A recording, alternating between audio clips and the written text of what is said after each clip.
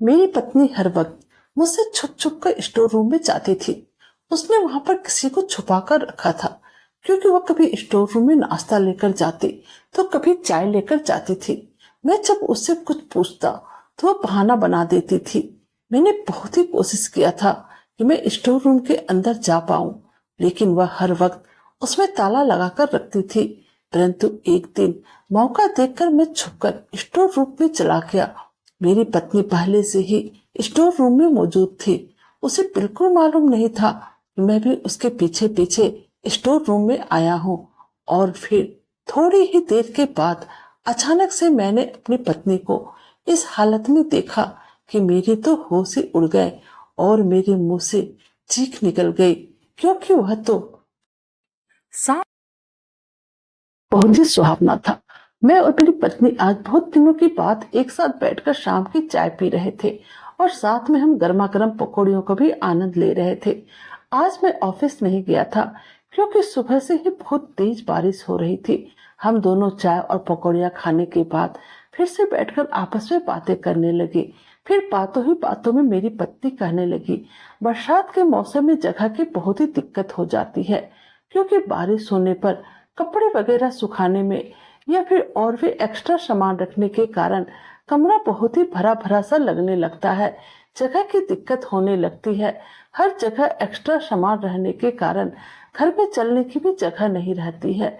हमारे घर में तो बहुत सारा ऐसा सामान है जो कि मुझे हर वक्त इस्तेमाल भी नहीं करना पड़ता है। कभी कभी भी उस सामान की जरूरत पड़ती है।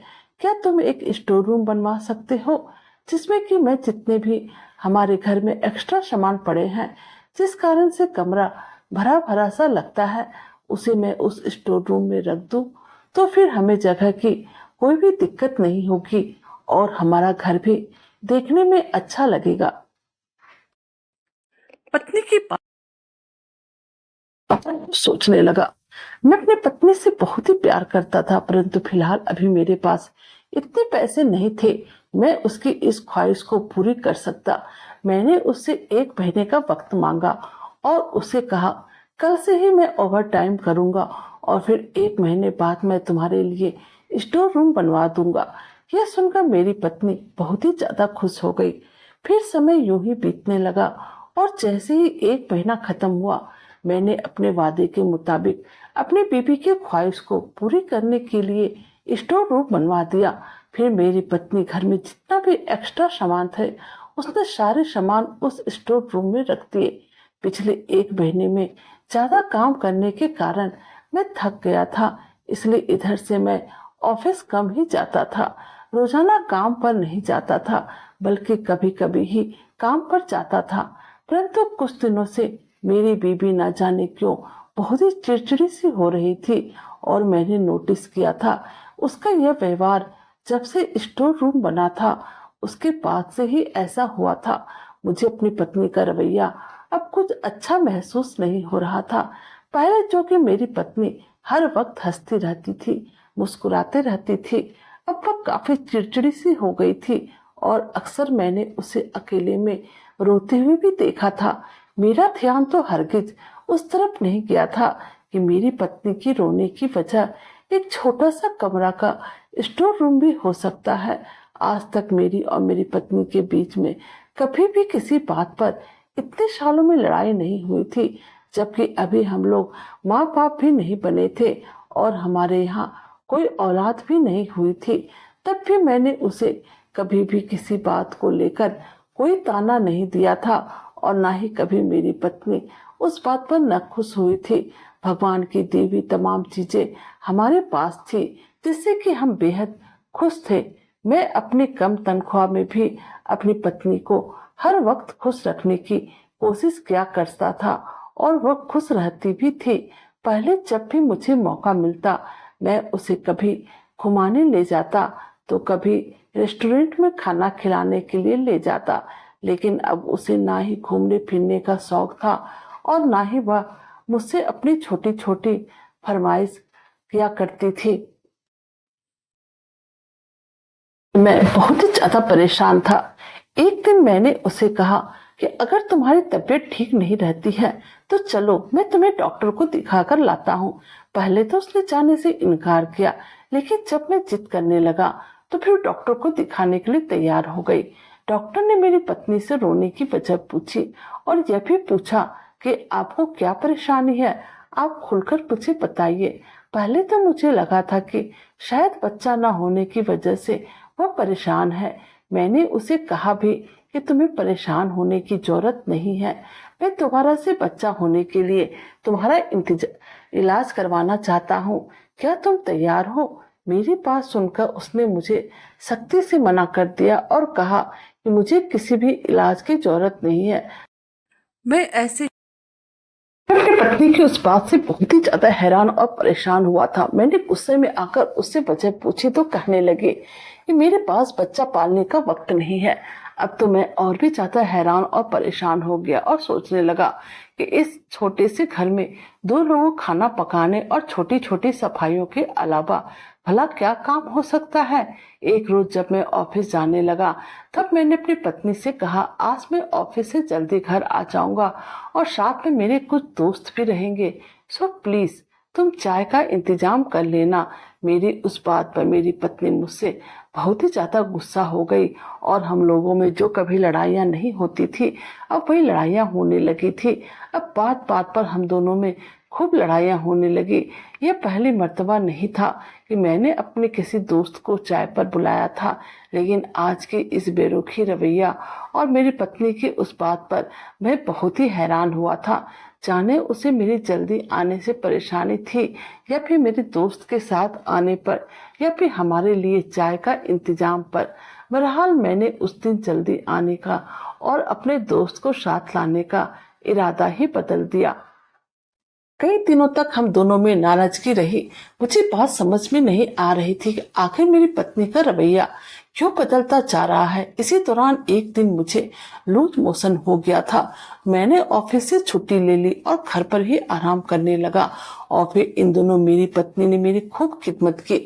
उसने मुझे समय समय पर दवाइयाँ, खाना, नाश्ता सभी कुछ दिया, लेकिन मेरी परेशानी अभी यह थी कि अब वह ज्यादातर वक्त किचन में ही गुजारती थी और मुझ में इतनी कमजोरी आ गई थी, मैं चाहकर भी उठकर कभी उसकी मदद नहीं कर पा रहा था क्योंकि मेरी बहुत ही तबीयत खराब हो गई थी।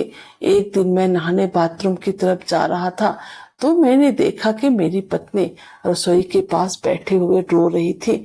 यह देखकर मुझे बहुत ही हैरत हुआ कि आखिर अचानक इसे क्या हो गया जो ये यहाँ इस कदर बैठकर रो रही है।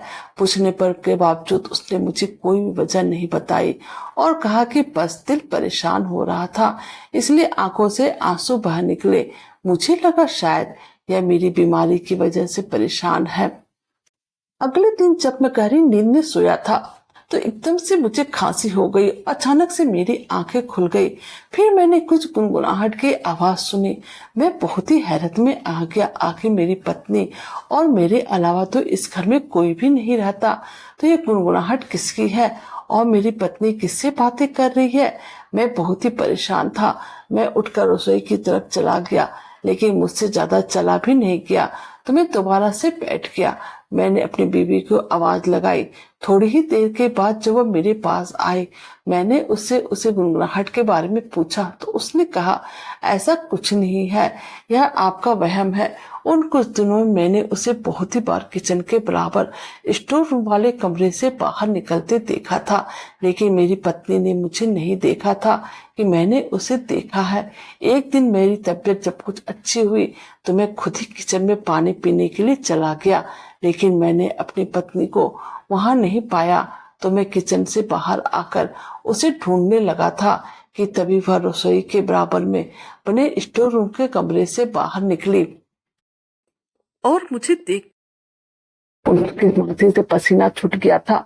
यह देखकर मुझे लगा ऐसी क्या बात है जो मुझे देखकर इस तरह से घबरा रही है। आखिर ये हर वक्त स्टोर रूम में क्यों जाती है।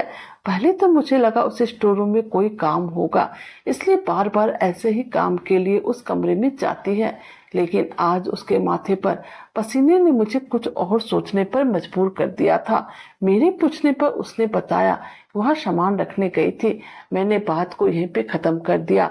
मैं अपनी पत्नी से अब ज्यादा बहस नहीं करना चाहता था, क्योंकि मेरी बीमारी में उसने मेरी खूब सेवा करके मेरा दिल जीता था। कुछ दिनों के बाद जब मैं ऑफिस के लिए उठा, तब भी पत्नी को मैंने कमरे में नहीं पाया। मैंने सोचा वह किचन में मेरे लिए नाश्ता तैयार कर रहा होगा। जब मैं किचन में गया वो वहां मौजूद ना थी। मैंने बाथरूम में और घर का कोना कोना छप्पा छप्पा छान मारा था, मगर अभी मैं घर से बाहर परेशानी की हालत में निकलने ही वाला था। कुछ आवाज मेरे कानों को सुनाई दी, लेकिन मुझे वह आवाज समझ में नहीं आई। परंतु इतना तो समझ में आया था कि वह आवाज स्टोर रूम से आ रही है। मैंने दरवाजा खोलना चाहा तो वहां अंदर से लॉक लगा था। अब मैं काफी परेशानी के साथ कमरे में आया था कि तभी मेरी पत्नी मेरे पीछे आ खड़ी हुई। उससे मैंने पूछा कि तुम कहाँ थे, तो उसने मुझसे कहा कि वह सामान सेट करने के खातिर स्टोर रूम के कमरे में मौजूद थी। अब की बार मैंने उसे कुछ नहीं बताया कि मैंने उसके कमरे में कुछ आवाज सुनी है, क्योंकि मैं उस बात की तह तक जाना चाहता था कि आखिर ऐसा क्या है जो बार बार मेरी पत्नी उस कमरे में ही मौजूद होती है, और ऐसी कौन सी आवाज जो मुझे परेशान करे जा रही है। अब मैं दिन रात परेशान रहने लगा था। मैं बहुत ही कोशिश करता हूँ कि मैं उस आवाज की गुनगुनाहट को समझ पाऊं, लेकिन वह आवाज इतनी हल्की हल्की होती थी, मुझे कुछ भी समझ में नहीं आता था। अब मेरे पास छुपकर अपनी पत्नी का पीछा करने के अलावा और कोई भी उपाय नहीं था, क्योंकि मुझ में इतनी हिम्मत भी नहीं थी मैं डायरेक्ट अपनी पत्नी से इस बारे में कोई पूछताछ कर सकता। आखिर किया जा रहा था। मुझे अपने उस दिन के फैसले पर बहुत ही ज्यादा अफसोस हो रहा था। आखिर मेरी अपनी पत्नी की बात क्यों मानी और ये स्टोर रूम क्यों बनवाया, क्योंकि हमारे घर में सारा माजरा तभी से स्टार्ट हुआ था जब से वो स्टोर रूम बनकर तैयार हुआ था। नहीं तो पहले हम तो बहुत ही खुश थे। माताओं के घर में जगह की कमी थी, लेकिन हमारे जीवन में खुशियों की कमी बिल्कुल भी नहीं थी। कभी कभी मुझे लगता था कि मेरी पत्नी किसी खास लोगों के शिकंजे में आ गई है, तो कभी मुझे लगता था कि मेरी पत्नी इस दुनिया में बाकी इंसानों से बिल्कुल ही अलग है, और कभी मुझे लगता था कि मेरी पत्नी एक बदचलन औरत है जो कि मुझसे छुप छुपाकर उस कमरे में किसी और से मिलती है। लेकिन मैं कभी एक फैसले पर कायम नहीं रहता था कि किसी भी बुनियाद पर अपनी पत्नी पर कोई इल्जाम लगा सकूं। मुझे उसके खिलाफ कोई सुराग नहीं मिल पा रहा था। ऐसा नहीं था कि मैंने उस स्टोर रूम के दरवाजे को खोलने की कोशिश नहीं की थी। मैं छुप छुप कर उस स्टोर रूम के दरवाजे को खोलने की बहुत ही कोशिश की थी, लेकिन मैं खोल नहीं पाया था, क्योंकि मेरी पत्नी 15 घंटे उस दरवाजे की पहरेदारी कर रही होती थी। जब भी मैं उस दरवाजे की तरफ जाता, मेरी पत्नी किसी न किसी बात पर बहाने बनाकर मुझे एंगेज कर लेती, या फिर मेरा ध्यान उस दरवाजे की तरफ से हटा देती थी। मैं बहुत ही परेशान था, और अब किसी भी कीमत पर उस स्टोर रूम का दरवाजा खोलना बहुत जरूरी हो गया था। मैं अपनी पत्नी की जासूसी करने लगा था और बस एक मौका मिलने के इंतजार में था। मैं अपनी पत्नी को रंगे हाथों पकड़ना चाहता था, क्योंकि मैं बहुत ही मजबूर हो चुका था। मुझे समझ में नहीं आ रहा था कि मैं क्या करूं। मैंने जिंदगी में खुद को इससे ज्यादा नर्वस कभी नहीं देखा था। कभी कभी तो मुझे बहुत ही गुस्सा आता था और दिल चाहता था कि सब कुछ खत्म कर दूं और अपनी पत्नी को तलाक देकर उसके सारे करतूत उसके सामने ले आऊं, मगर मैं परेशान था। मैं खिलाफ कोई पुख्ता सबूत नहीं था। एक दिन मैंने प्लान बनाया कि मैं ऑफिस से जल्दी घर आ जाता हूँ, पूरे दिन अपनी पत्नी की हरकतों पर नजर रखता हूँ, तो कुछ न कुछ सबूत मेरे हाथ अवश्य लगेगा। मैं सब सोच ही रहा था कि एक दिन मेरी पत्नी की तबीयत बहुत ही ज्यादा खराब हो गई। मैंने उसे आराम करने के लिए नसीहत दी और खुद तैयार होकर ऑफिस जाने का ड्रामा किया। मैंने पत्नी से कहा, तुम खड़ी ना हो, मैं खुद ही चला जाऊंगा। बाहर दरवाजे के पास एक अलमीरा खड़ी थी। मैं उसके पीछे पीछे जाकर छुप गया। मेरी पत्नी घर में ही हूँ, उसने उठकर नाश्ता बनाया मैं देखकर हैरान रह गया था कि मेरी पत्नी मेरे सामने जो उठकर खड़ी भी नहीं हो पा रही थी, अभी इसने नाश्ता भी बनाया। फिर वो नाश्ता लेकर उस स्टोर रूम के अंदर चली जाती है।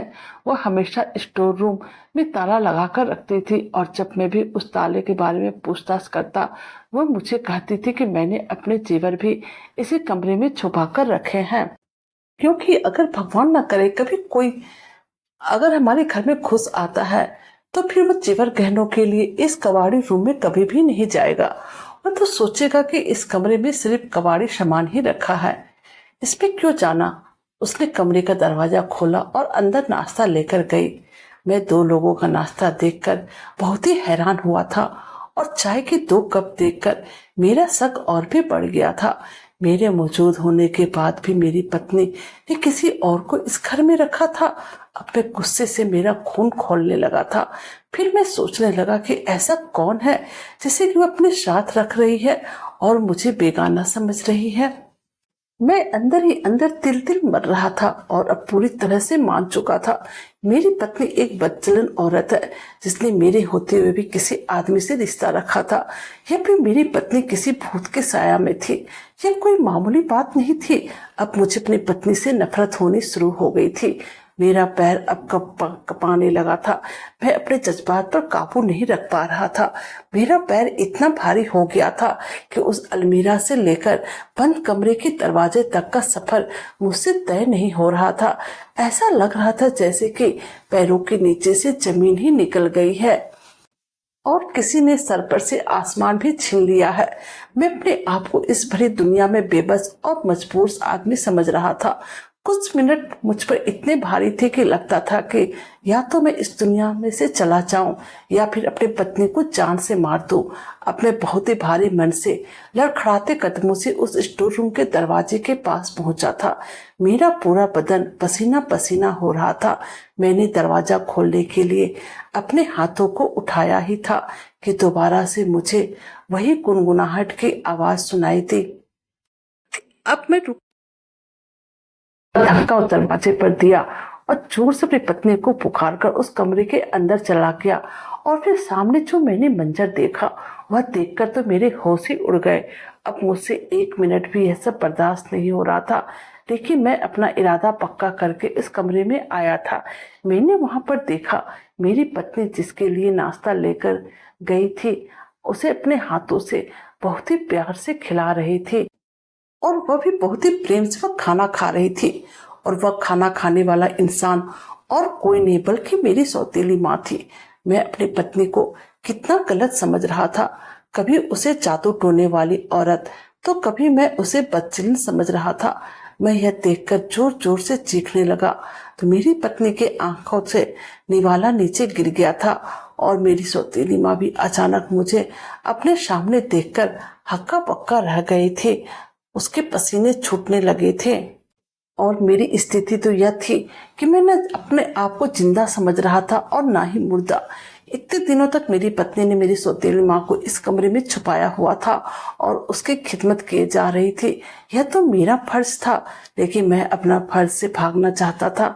मैं अपनी सौतेली माँ को कभी भी अपनी माँ मानने को तैयार ही नहीं था, क्योंकि मेरे मन में शुरू से ही यही बात आती थी कि मेरी असली माँ की मौत की वजह सिर्फ मेरी सौतेली माँ ही है, जबकि ऐसा बिल्कुल भी नहीं था। लेकिन मेरे मन से यह बात थी कि निकल ही नहीं रही थी और मेरा दिलो दिमाग सिर्फ उससे नफरत करने को आतुर था। मैं अपनी सौतेली माँ को कबूल करने को तैयार ना था। मेरी पत्नी ने कई बार मुझे दबे लफ्जों में समझाया भी था कि माँ तो आखिर माँ होती है, चाहे वह पालने वाली हो या फिर पैदा करने वाली। लेकिन नाराजगी जताई थी। वो यह बात जानती थी कि मैं अपनी माँ से बहुत ही ज्यादा खपा हूँ और मेरी सौतेली माँ बहुत ही ज्यादा मजबूरी में मुझसे मदद मांगने के लिए आई थी, क्योंकि उन्हें उनके माँ बाप के मरने के बाद उनके मकान मालिक ने उन्हें घर से निकाल दिया था। उनके पास रहने के लिए कोई घर भी नहीं था। मेरी पत्नी हमेशा मेरी सौतेली माँ को अपनी माँ जैसी मानती थी, लेकिन घर में क्लेश ना हो इस वजह से उसने मुझसे बात छुपाई थी। मेरी पत्नी बहुत ही परेशान हालत में थी, क्योंकि वह दोनों जगह में फंस गई थी। एक तरफ उसका पति था, दूसरी तरफ उसके पति का सौतेली माँ। वो हमेशा उन्हें अपनी सास का दर्जा देती थी। अपन देखकर मैं तो जैसे चुल्लू भर पानी में डूब मरा था। अब मैंने अपनी पत्नी और अपनी सौतेली माँ को पहले बिस्तर पर बैठाया, उन्हें नाश्ता करवाया और फिर अपनी तमाम गलतियों की उन दोनों से माफी मांगी। मैं इतना रोया कि मेरी पत्नी और मेरी माँ को चुप करवाने पर भी मेरी हिचकियां बंद नहीं हो रही थी।